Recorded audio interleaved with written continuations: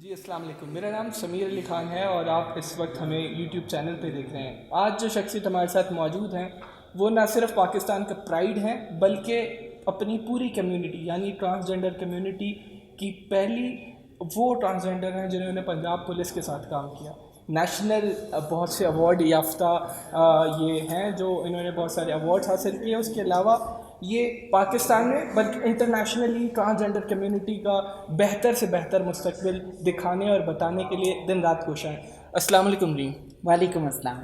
रीम, ये जो जर्नी है आपकी, आपने जो एक तहलका मचा दिया है एक्टिविज़म की दुनिया में। ट्रांसजेंडर पे भी कोई एक्टिविज़म था, तो ये जर्नी शुरू कहाँ से हुई और हमारे ऑडियंस को बड़ा थोड़ा सा बताएं अपनी जर्नी के बारे में। सबसे पहले तो थैंक यू, आपने इतने अच्छे से जो है वो मुझे इंट्रोड्यूस किया, thank you very much. Activism तो लेट्स से कि जो मेरे सीनियर एक्टिविस्ट थे इस मूवमेंट में ट्रांसजेंडर राइट्स की, उनको देखते हुए ही कहीं ना कहीं, और फिर ये कि अगर आप में कुछ करने की चाह हो ना, बिल्कुल, तो वो आपको खुद ब खुद रास्ते दिखाता है, एब्सोल्युटली। You know. सो जैसे रूमी कहते हैं कि यकीन के साथ आप बंद कमरे में अंधेरे में कदम रखें और आपको पता भी ना हो कि ज़मीन होगी पैर के नीचे कि नहीं होगी, तो अगर यकीन है तो वो होगी। बिल्कुल। सो मुझे नहीं पता कि मैं कब एक्टिविस्ट बन गई। मुझे आज भी याद है कि एक वाक़या था जिसमें कुछ ट्रांसजेंडर अफराद ने, मैं एक सिविल सोसाइटी ऑर्गेनाइजेशन में उस टाइम पे काम कर रही थी, तो कुछ ट्रांसजेंडर अफराद ने कहा कि पुलिस हमारे एक बूढ़े ख्वाजा सरा फ़र्द को पकड़ के ले गई है जी जी। और छोड़ नहीं रहे, और दवाइयाँ नहीं है उसके पास, और अडयाला जेल में उसकी डेथ हो जाएगी अगर हम उसको छुड़वा ना सके आज या कुछ भी। तो मैं ये नहीं कह रही कि बैगिंग ठीक है या गलत है, मैं ये कह रही हूँ कि वो बूढ़ा बुज़ुर्ग ख्वाजा सरा था जो पकड़ा गया, और ये कि उसको दवाइयाँ नहीं पहुँच पा रही थी। तो मुझे याद है कि हम लोग कोर्ट के बाहर जाके खड़े हो गए, 3 लोग थे हम लोग, बिल्कुल। मैं और वो 2 अनएजुकेटेड और जिनको नहीं, वॉइसलेस ख्वाजा सरा ओके। अफराद। तो ये कि वहाँ पे जो है वो लेट्स से मैंने लाइव स्टार्ट किया और I started talking with the Facebook through live, और फिर मैंने वहाँ पे लोगों को जो है वो बात करनी शुरू की। तो लेट्स से कि वहाँ से ही जो है उस शाम में वो ना सिर्फ ख्वाजा सरा छूट गया, बल्कि ये कि वो घर भी वापस आया और बिल्कुल। उसकी जो है वो उसकी जान बच सकी क्योंकि दवाइयाँ नहीं थी उसके पास। बिल्कुल। तो मुझे लगता है कि वो बेस बन गया कहीं ना कहीं ऐसा इंसिडेंस या ऐसे इंसिडेंसेस। जब मैं पीसी होटल के अंदर डिस्क्रिमिनेट हुई, मुझे होटल के अंदर नहीं जाने दिया गया ओके, क्योंकि मैं एक ट्रांसजेंडर फ़र्द जी। हूँ, मुझे रोक लिया गया, बाकी लोगों को अंदर जाने के लिए जाने दिया जा रहा था, वहाँ पे भी हमने प्रोटेस्ट किया। तो ये कि ये सारा कुछ जो अपने छोटी छोटी आवाज़ें थी ना उठाने का जो प्रोसेस था, वही कहीं बड़ी जगहों पे मुझे लेके आया और बिल्कुल। एक्टिविज़म स्टार्ट हुआ। चूँकि हमारा चैनल भी कुछ लीगल अवेयरनेस पे है, तो बेसिकली जब हम बात करते हैं पाकिस्तान में राइट्स की, तो हम अक्सर सुना करते हैं एनिमल राइट्स हुआ करते हैं, इंसानों के भी हुकूक हुआ करते हैं। तो ये ट्रांसजेंडर राइट्स का कब हमें पता चला और ये कब कानूनी माहिरीन को ख्याल आया कि जी नहीं, इन राइट्स को भी कॉन्स्टिट्यूशनली जो है ना हमने बताना है और दुनिया को दिखाना है कि ये भी हमारा चेहरा है। तो ये जर्नी कहाँ से शुरू हुई, कब जो है फाइल हुआ, पटिशन फाइल हुई, ये जर्नी किस सन से शुरू हुई? देखिए, ट्रांसजेंडर अफराद के साथ मसले तो सालों से रहे हैं।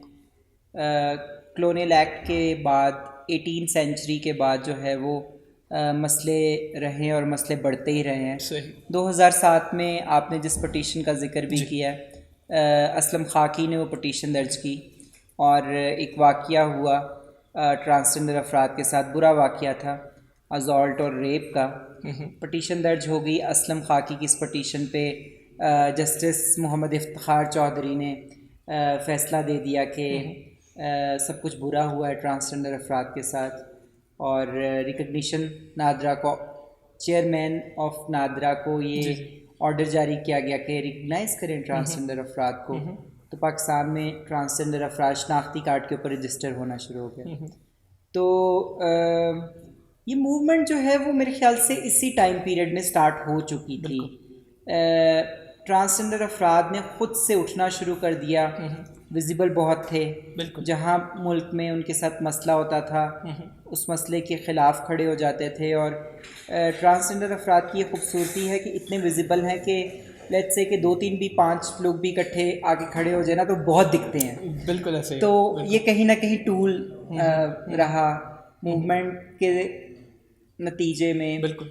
जो है वो हमारे पास एक एक्ट भी आया, शुक्र है अल्लाह का, 2018 में एक लेजिस्लेशन की गई जो अनराइवल्ड लेजिस्लेशन पाकिस्तान की, इतनी अनराइवल्ड के पाकिस्तान को उसने स्टैंड आउट पूरी दुनिया से कर दिया ट्रांसजेंडर राइट्स के हवाले से।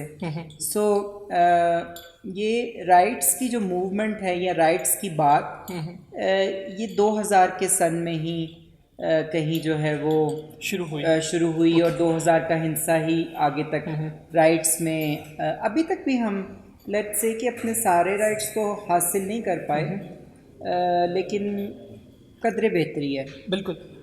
रीम, आप नेशनल यूथ काउंसिल का हिस्सा रही जो कि प्राइम मिनिस्टर इमरान खान साहब ने, ex prime minister Imran Khan साहब ने स्टार्ट की। वो जर्नी जब शुरू हुई तो क्या एक्सेप्टेंस, क्योंकि डाइवर्स कम्युनिटीज़ के लोग थे, रिप्रेजेंटेटिव थे, कहीं ऐसा महसूस हुआ कि नहीं यार डिस्क्रिमिनेशन अभी भी है?